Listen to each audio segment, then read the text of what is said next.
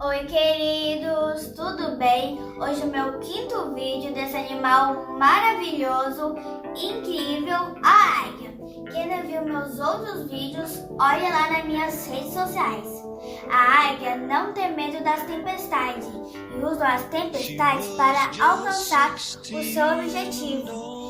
Então, queridos, não ore somente quando vier alguma tempestade em sua vida e não tenha medo, porque o choro dura uma noite, mas a alegria sempre vem pela manhã. Ore sempre e busque ao Senhor Jesus. Amém. Deus abençoe a cada um de vocês. Mil beijos. Tchau, tchau.